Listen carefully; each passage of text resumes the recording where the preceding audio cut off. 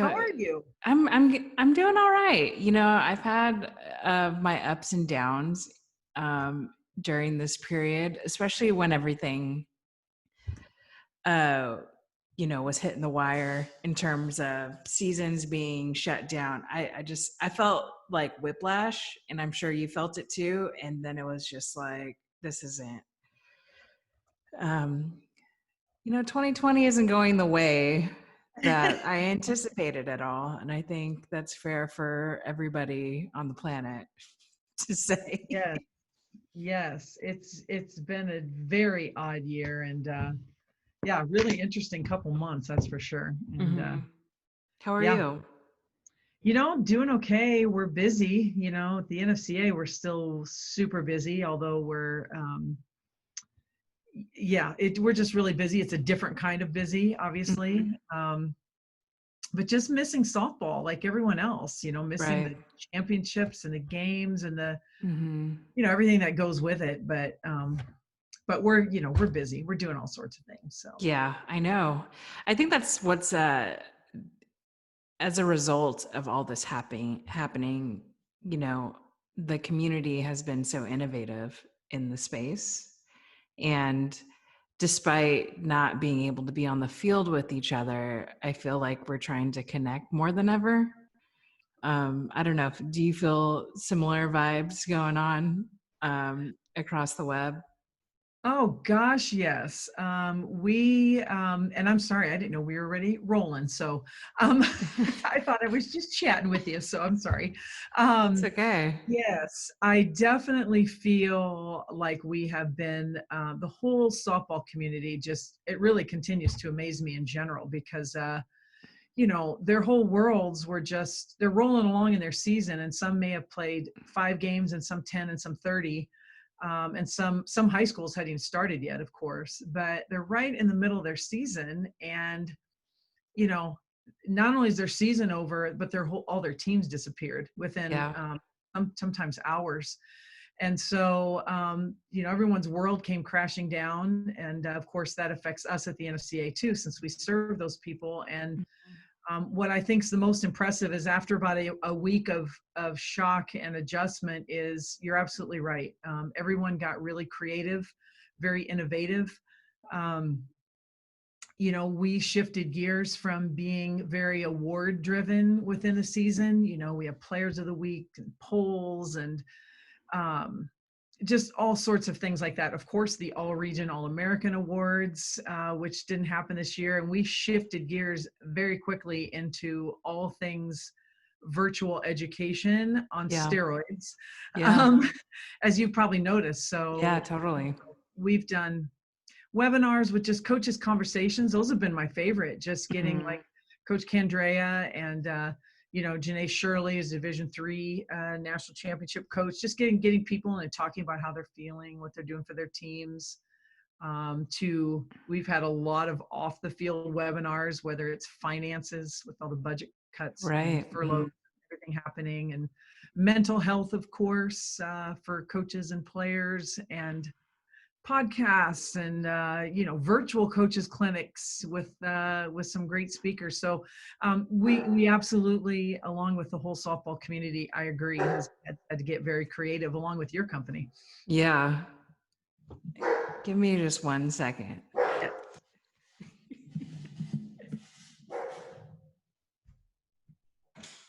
Excuse me. Come here. Come on. Come on. Okay. She's on watch. What kind?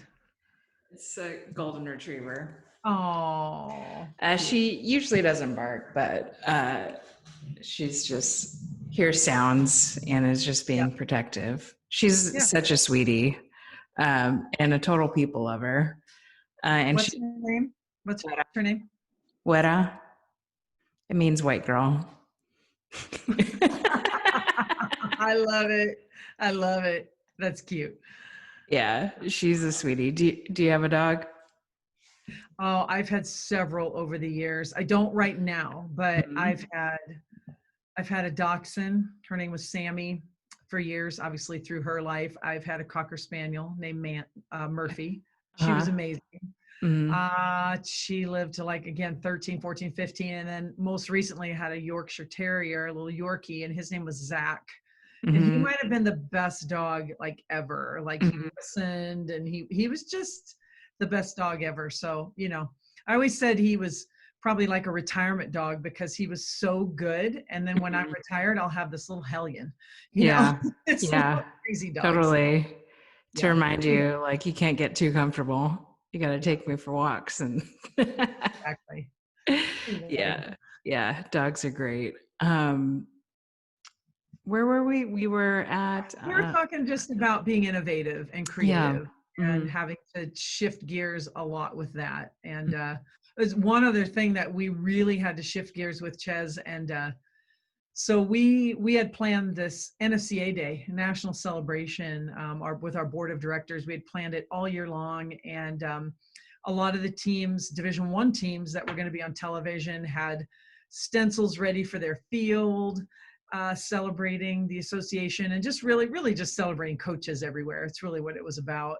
Um, and had like wristbands for their players and Mhm. headbands and decals for the helmets, and like of schools all over the country of all levels were just planning some sort of celebration. Well, then, in March, the season ended. So we had to get really creative, innovative, and we shifted gears and made it a really a social media NFCA day, and with some like membership initiatives, but mainly just asking programs and teams to why they love their coach and celebrate their coach. And it was beyond our wildest dreams how well it went over. But I think coaches had a lot of time, and Yeah. players had a lot of time to celebrate their coaches. But just repurposing things and being creative and being innovative.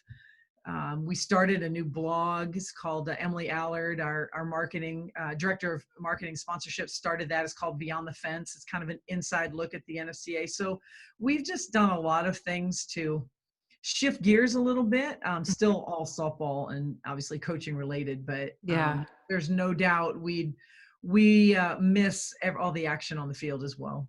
Yeah. That's so great and so needed.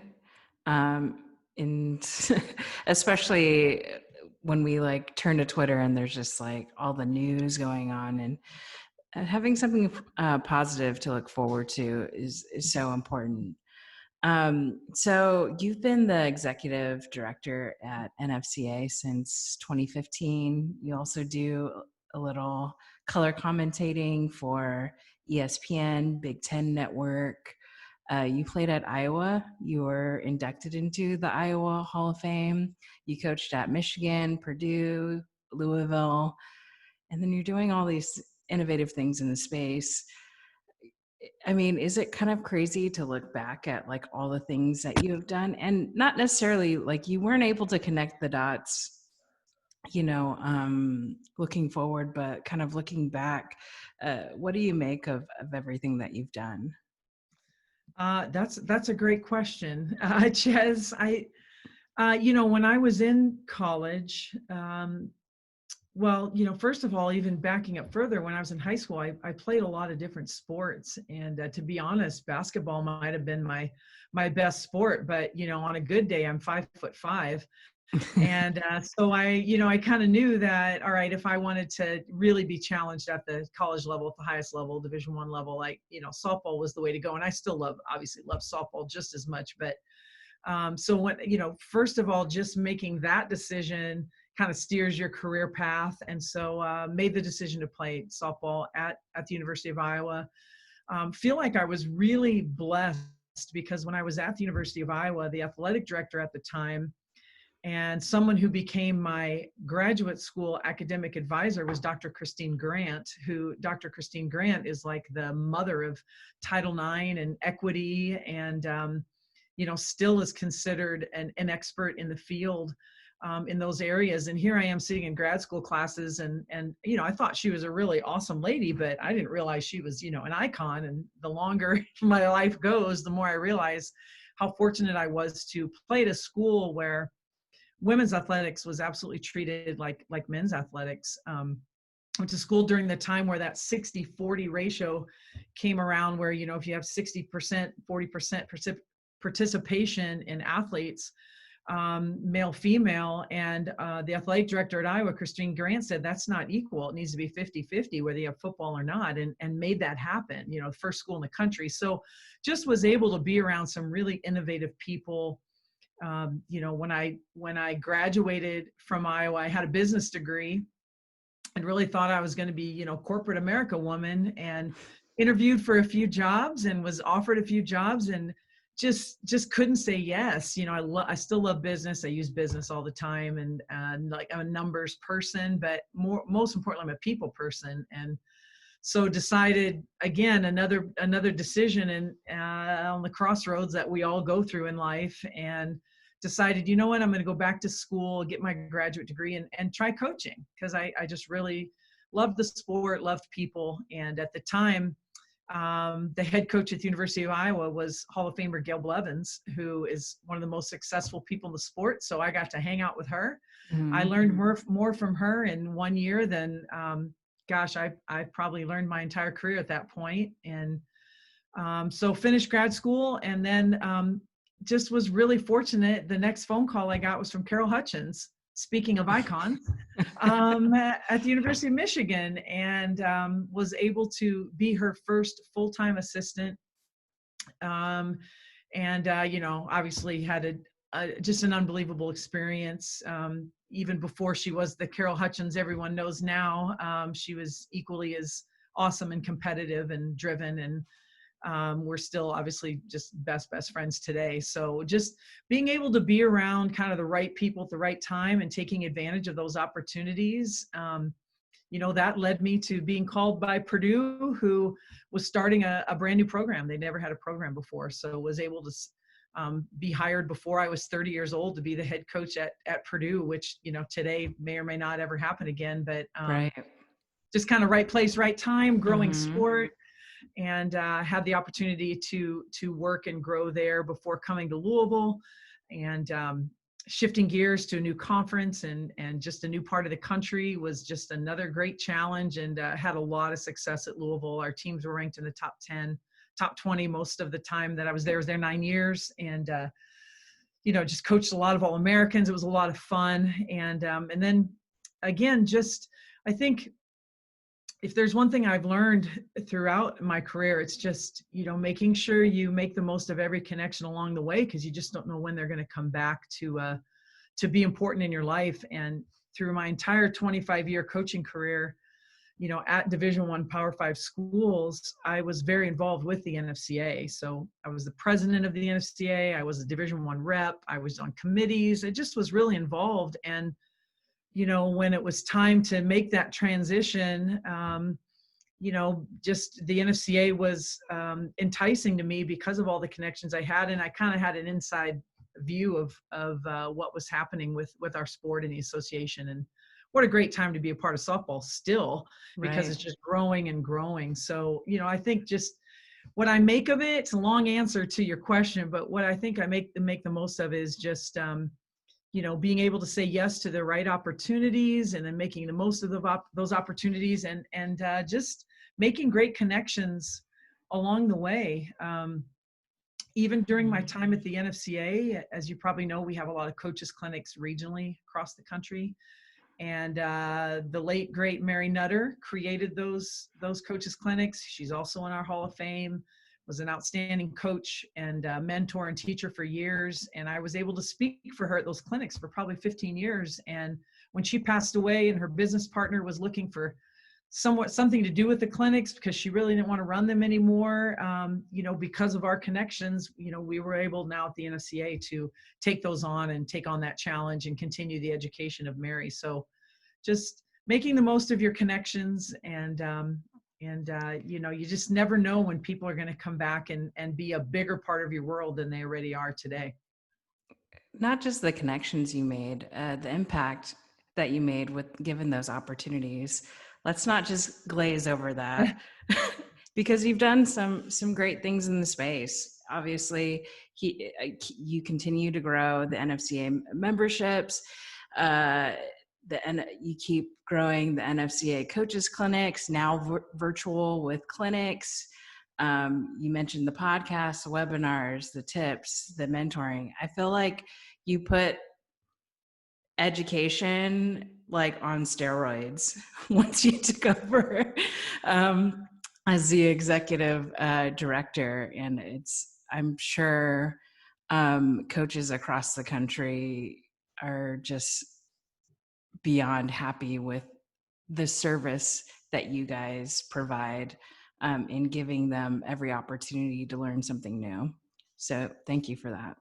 Well, I appreciate that. And as anyone knows, you're only as good as the people around you. And we have a tireless working NFCA staff. We call ourselves the NFCA team, and they really help execute all of those things. And their idea machines, they keep me on my toes because they have a lot of ideas as well. But most importantly, we're a nonprofit association, and we just our whole reason for existing is to help fast pitch softball, the sport, grow, and help our coaches grow, which helps our student athletes get better, and our companies get better with creating, great products. And so it really takes a village to keep this going. And I think that we're all, yourself included, just beneficiaries of a very exciting sport that continues to light fires and ignite and grow and spread. And the excitement of it just continues. More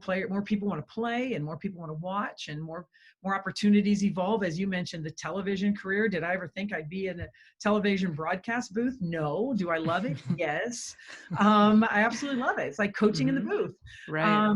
And staying connected in that way. And so just the amount, it's just a fun time to be a part of the sport of softball. When you look around at some of the other sports, and some are trending in the wrong direction, and I feel like softball's trending in the right direction. And a lot of it is because of the people involved. Our best and brightest people want to give back to our sport and our association, whether it's speaking at a clinic, or whether it's being on a podcast, or whether it's just filling out a survey that says, here's how we feel about recruiting. I mean, we're just very, very involved. And, it's kind of our job at the NFCA to be that bridge between everybody and connect everything and keep our sport growing. There's no doubt. And work with the outside groups like the NCAA, the NAIA, the travel ball community, just trying to meet their needs and all work together for the greater good of the sport. Speaking of recruiting, obviously, you've been following this whole process. The Division I committee just extended dead period to June 30th. What have you, based on the coaches that you've talked to at the club level and college level, what's been the overall response to that news? Yeah, I think it's like anything. It's been all over the map, of course. But I think the most important thing that I've seen, first and foremost, that I just like to say is that, the NCAA has reached out to every single coaches association across the country. So I have calls, sometimes bi-monthly, sometimes monthly, with every other executive director of various coaches associations. And, there's times where different governing bodies will make decisions and not really involve the coaches or the coaching association. And I give a lot of credit to the NCAA specifically, because they've reached out to all the coaches associations, says, hey, what does your sport think in general? Of course, not everyone's going to agree, but in general, how do you feel? Do you feel like it's fair if some parts of the country can recruit and others can't? Do you feel like coaches want this extended? Do they not? And, it's hard to answer on behalf of thousands and thousands of coaches. And obviously this is a Division I specific question with the dead period. But that's exactly what we do. A lot of times we would do a quick survey, or we have head coaches committees in each division and reach out to them and get feedback, or, I'm just texting like crazy to get information. But in this case, it was a pretty quick turnaround. So we involved our board of directors, our Division I rep, several Division I coaches from various conferences, and asked for their feedback. And, there's some coaches who, of course, feel like, man, I'm ready to go. If it's safe enough to have a tournament, it's safe enough for me to recruit. Others are saying, I would love to go, but my institution says I can't. And they're not paying for any travel, and you know, et cetera, et cetera. And then there was the majority of our coaches who felt like, look, we're ready to recruit. Of course we want to work. You know, our lives have been very different since March. We're ready to roll, but you know, with so many different restrictions across the country, how can we possibly ask youth and their parents and then college coaches to fly all over the country, or take trains, or like get in the transportation system, go to a different part of the country, which may or may not be more open or not, and then go back home to your part of the country and think that's okay. So I will say the majority of our coaches were in favor of extending the dead period, simply for those reasons, safety reasons. Of course they want to recruit, and of course they want to play. So the recruiting will look a little different this year. It doesn't mean that coaches have any less scholarship money. Yeah, right. I'm convinced. I've always said this as a coach too. If the rules stated you had 1 month to recruit, that's it. Like 1 month, morning, noon, and night, 1 month.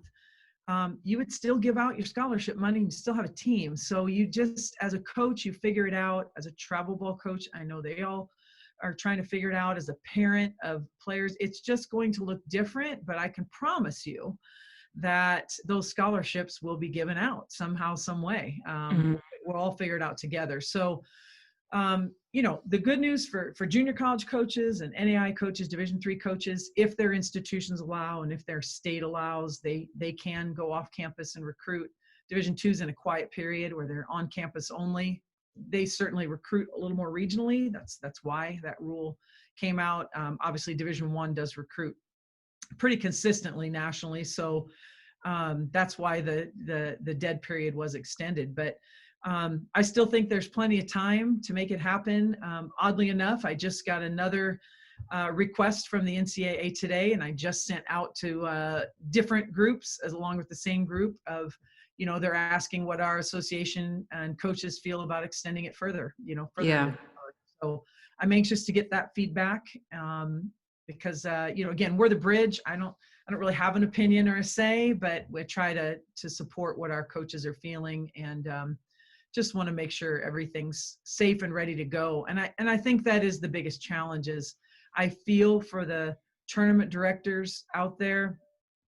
You know, there's so many governing bodies, as you know, and so many organizations, and they're all trying the best they can to, you know, open up youth sports for a variety of reasons, and also for their livelihood, and just what they do, and they do well. Right. So just trying to find that balance of, here we go, let's put our foot on the gas, and then let's making sure that we don't, you know, go backwards in this whole pandemic. So I do feel like the scholarships will be given, and the teams will be filled. Like Division III doesn't have athletic scholarships, they have academic. I mean, everybody will figure it out. It'll just look very different this year. Yeah, I mean, I've talked to one parent of a junior college player who was actually recruited virtually. Like, it's not out of the realm of possibility. But I mean, I would predict that access to video becomes really, really important during this time. Not just hitting off the tee, but you know, if you can get some video from games, that's just going to be so important for kids who are getting recruited. Oh yeah, and I think if you're going to one of the tournaments that's currently playing, you're probably going to see like 75,000 iPads and iPhones attached to a backstop doing some sort of a video stream or a Facebook Live or a, you know, whatever it might be, because you know, that's probably the biggest question from a lot of Division I coaches is, you know, what can I watch that's legal and what's not legal. And a lot of those things are being sorted out. Of course, different conferences have different interpretations, so you go to the NCAA for the interpretation. But most of the time, if you're not paying for it, it's okay. So I just anticipate a lot of that happening through the month of June, especially. So that if, Yeah. if a parent knows that school X, Y, and Z are interested because they've been talking or texting or, whatever it might be, email, that if a young lady's playing, that, that's an easy way to have that happen. So and then some tournaments are going to probably live stream the whole thing as well. So Yeah. yeah, again, I think it's just going to look different. The good news with slowing things down a little bit, as we did 2 years ago when the rule came that the early recruiting kind of ended, so to speak, is it gives you more of a chance to actually talk to people, text people, email them, get to know them, get to know their families a little more. It's kind of the old school recruiting. But old school is becoming very, very important in this day and age where, the fit on the front end is so important so that there's not issues during careers and when people leave or don't leave or whatever it might be. So I think the recruiting decision is probably the most important decision a coach can make. So the more time they have to make sure it's a good fit, and the more time the young lady has to make sure it's a good fit, I think the better. Absolutely. I couldn't agree more. So,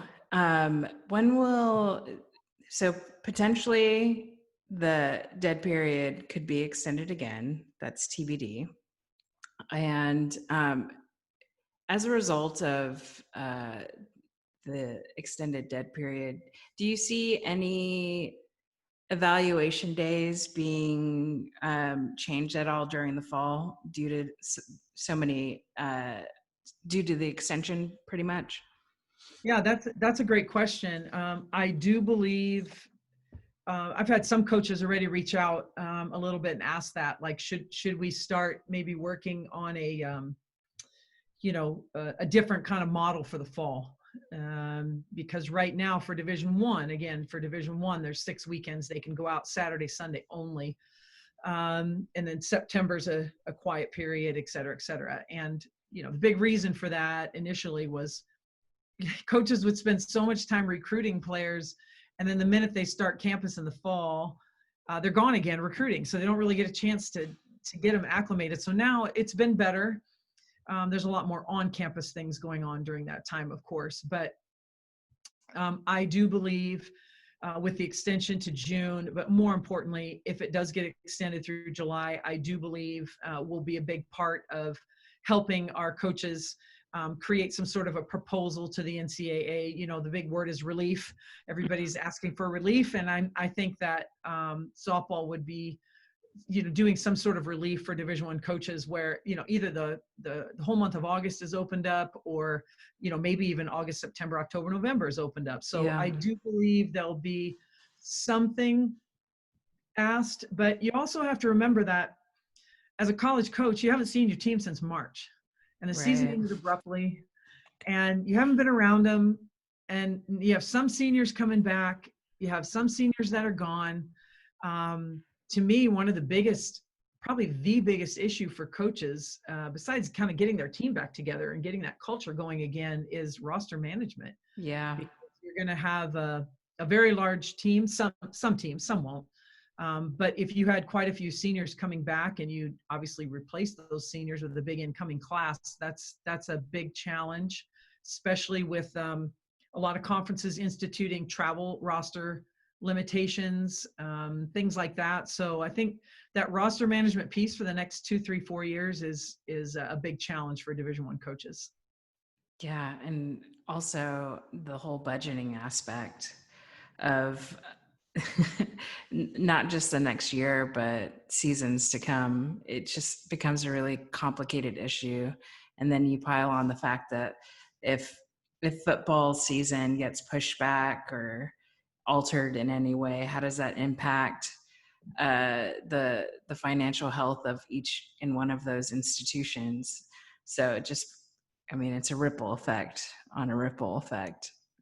Yeah, and I think, Chez, the good news is there's not a coach in the country that can't make a 20% budget cut for 1 year work.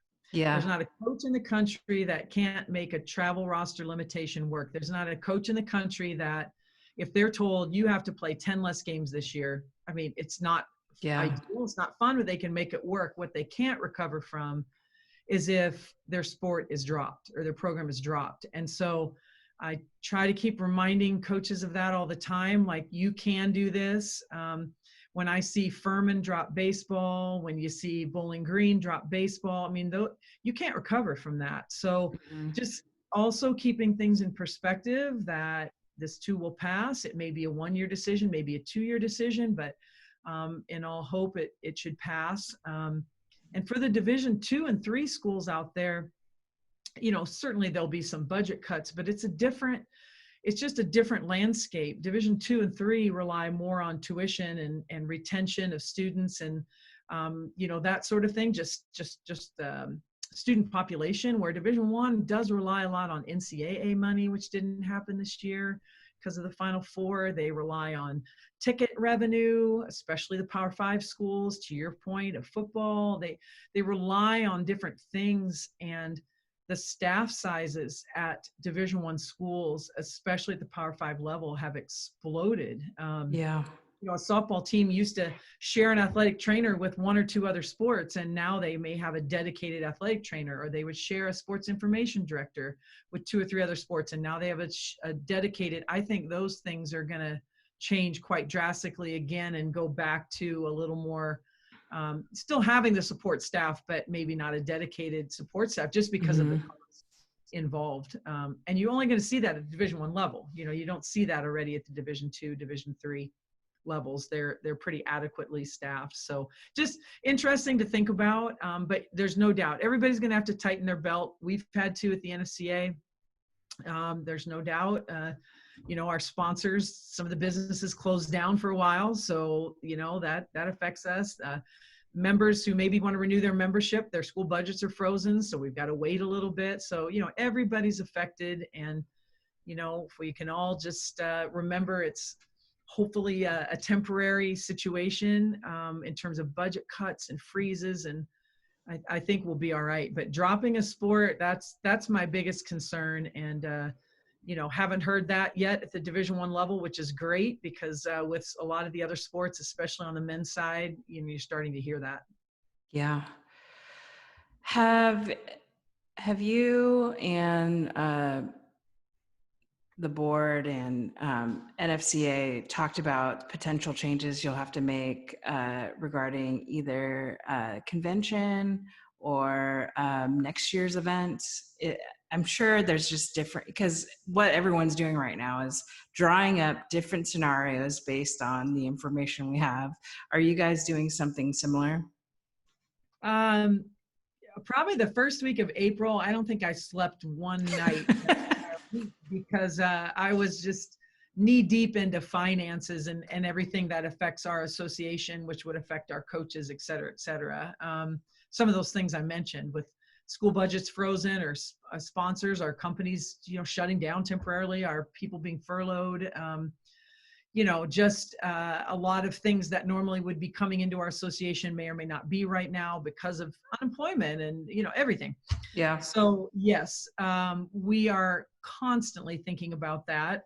And then also creating new ways to, generate excitement, potentially revenue, but most importantly, just the connection of our coaches, just keeping their morale up and that sort of thing. So, but yes, we have talked a lot about convention. I'm probably on the phone with our people down there in Dallas, our hotel, absolutely on a weekly, bi-weekly basis.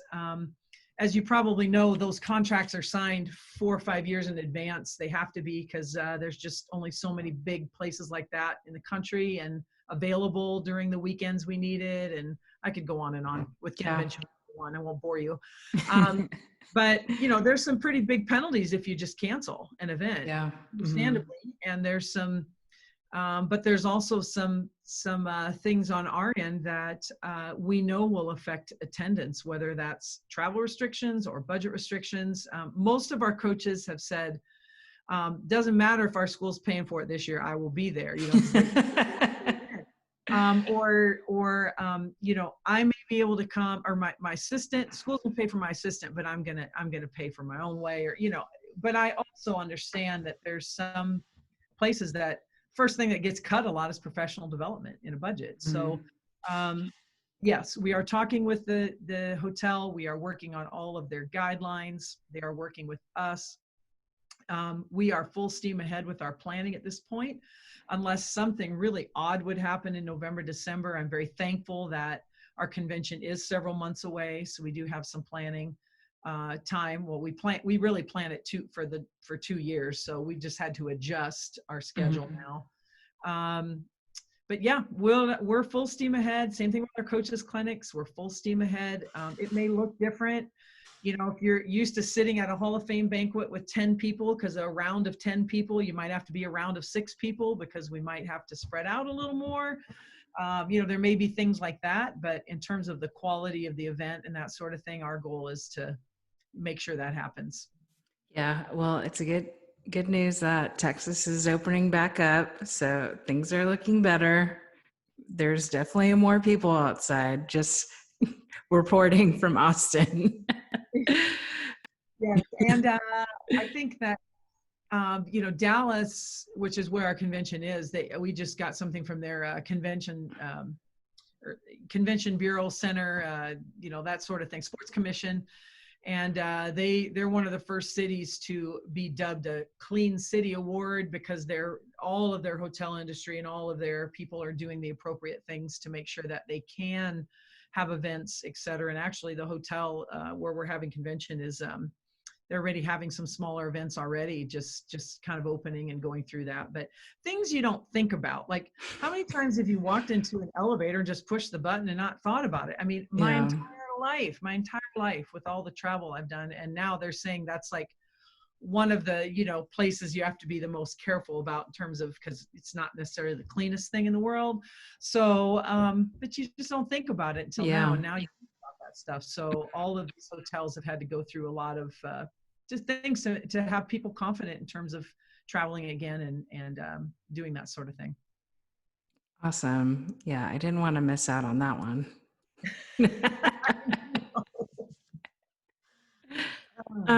What other things are NFCA doing to help the coaches during this time? And also on the other end, like, what do you see as the most common questions that you're getting from them? I think the most common questions, of course, are, like anybody feels, when's life going to get back to normal? Yeah, I ask God every day. I haven't gotten an answer. I feel like the answer is, I think it'll feel more normal when we have a vaccine, whenever that is, because then everybody's going to have a lot of restrictions lifted. And but normal, I think for now means, go out and recruit more, play games, have practices, get back on campuses, back in the travel ball circuit where you're just kind of going from weekend to weekend. I get asked that a lot, and unfortunately, it depends where you live, because as you know, there's some travel tournaments that have been played already, and some that are postponed, and some that are canceled, and everywhere in between. So that's probably one of the top questions. The other top question is kind of something you touched on, like if we can't recruit this summer, then what's the fall look like for all of us? How can we make sure that we can watch these 21s and 22s play a little bit more? So I think that's another big one.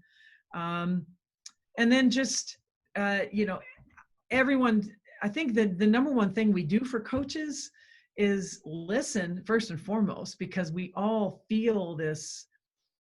Some may say, man, I have this big budget cut and I don't know, or hey, I'm losing an assistant position. Any ideas on how to make that work? Or hey, I'm I can't, I'm cut 2 weekends of my season. And, the good news is you still have a season. So trying to just listen and maybe put a different spin on things for coaches, because everything, I don't know about you, but I feel like everything has been cut and closed and canceled. And, we just aren't used to hearing those words a lot.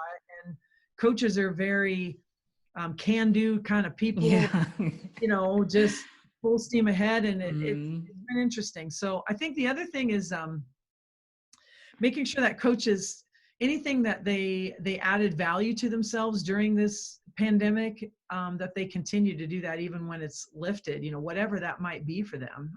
Yeah. Just there's some positives that have happened, but what we're doing for coaches is what we talked about at the beginning. I think just all the educational initiatives, all the webinars, all the virtual coaches clinics, all of the podcasts, the NFCA Day initiative. We've got a really exciting thing we're going to announce here at the end of the week.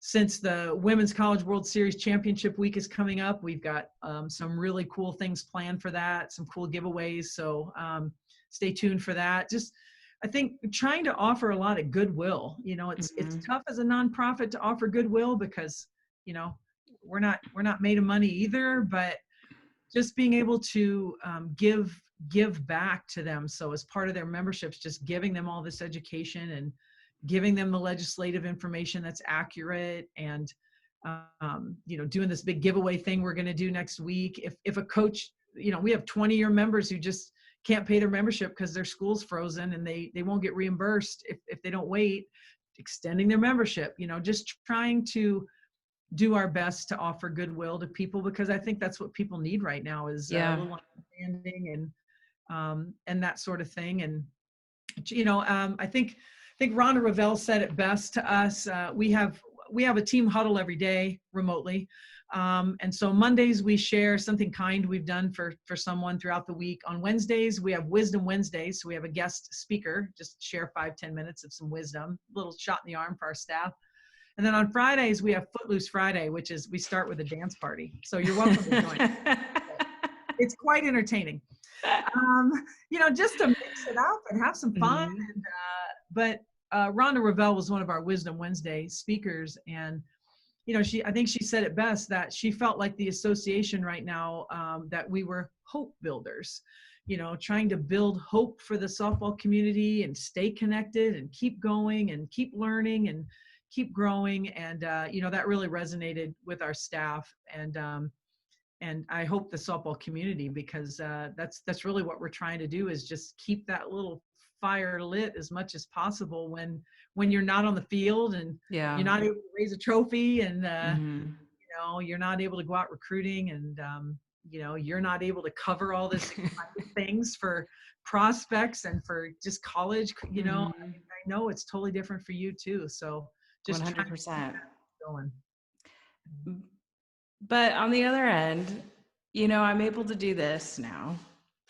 I'm able to talk to so many different people in the softball industry and share that information. And I think it's been really eye-opening for people who have continuously watched. And it's like,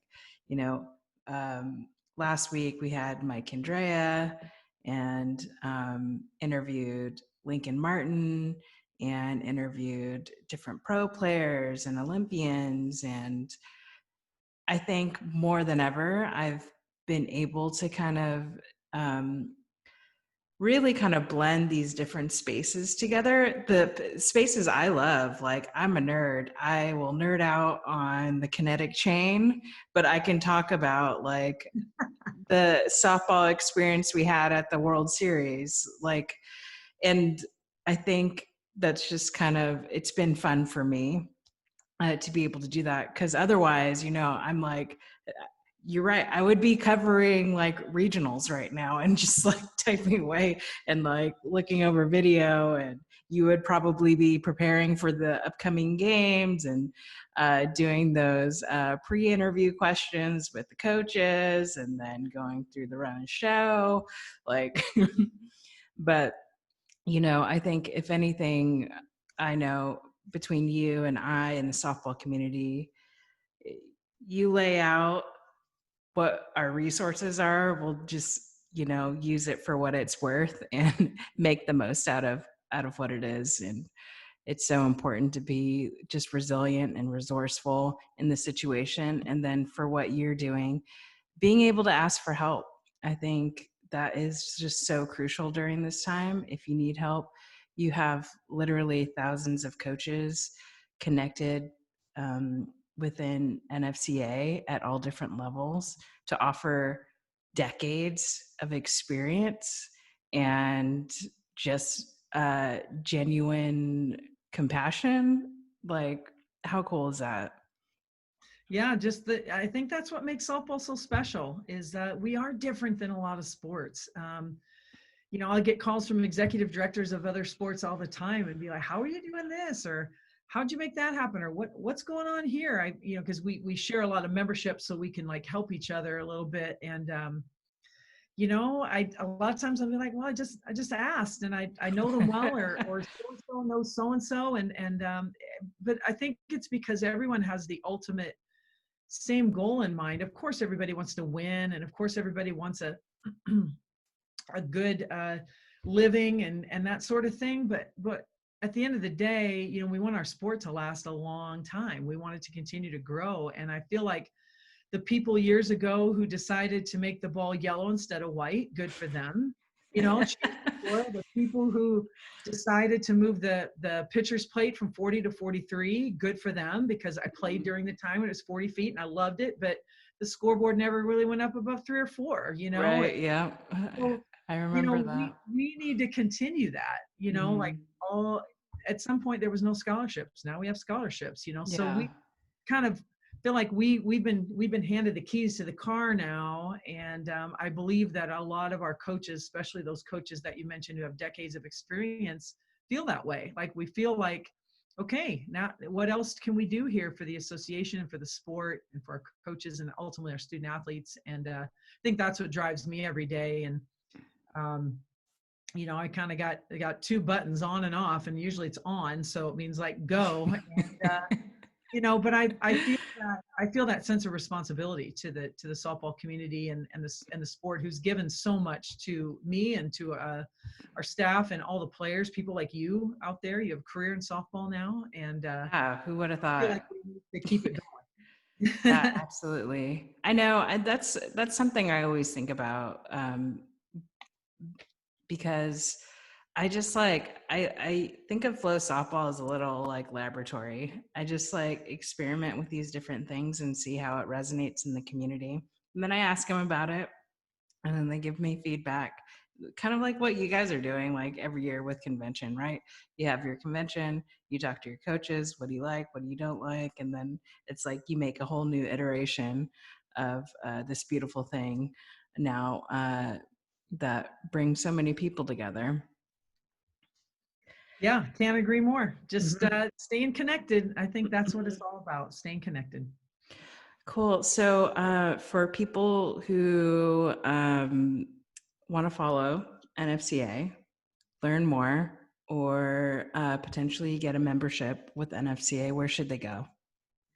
It's really simple. You can use Google. NFCA, off you go. But yeah, we have 2 websites. Our main website is literally nfca.org. And then we have a events website, nfcaevents.org. They both connect to each other, but we kind of have a lot more of our events on the other site. And obviously we have every form of social media out there. So most of them are NFCA.org, just to follow on any platform of your choosing. And I think that's the best way to go about it. I'm sure I know there's a join now or a member benefits info on any and all of those platforms, and especially on our website. I think what's unique about what we've done in the last few years is we've really tailored the membership to the actual category. So we have a college coach membership, we have an assistant coach membership, and then we have a high school, obviously, and travel ball membership. And the high school travel ball membership has everything that a college coach would have, but they actually have more, because we know the high school travel ball coaches, they're looking for practice plans, and they're looking for we have a special thing we call the coaching tools, and it's all sorts of things, like it's mental training and nutrition and things that maybe on a college campus you have access to, but if you're Mel Sievers, you may not have access to that. So, you want your team to have some of that information. And so, we really create our memberships, of course, the All-American Awards and the scholarships and the educational benefits. A lot of those are the same, but we also have more depending on what your specific category is. So I think that's been a lot of fun. But it's really been fun to watch it grow. I think the exciting thing for me is that, in general in the world, there's more high school travel ball coaches than college coaches, because college coaches, there's only so many colleges, and the high school travel ball, there's a gazillion million of them. Right. I know.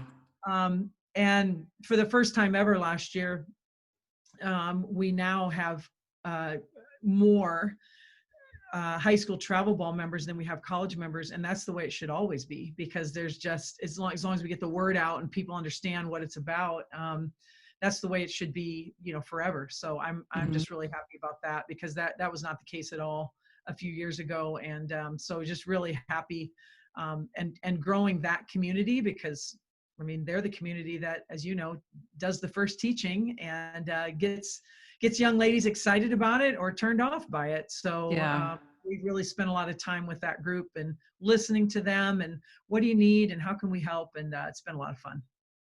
Well, awesome. I appreciate this conversation and the time you took to chat about this. Appreciate it. Well, thanks for having me. I feel honored to have a little of your time, and usually we kind of run into each other here. I know. Especially the World Series, which I'm at right now, as you can see. I know. I'll meet you behind home plate. Exactly. We'll get a snow cone or something. Yeah, that sounds good.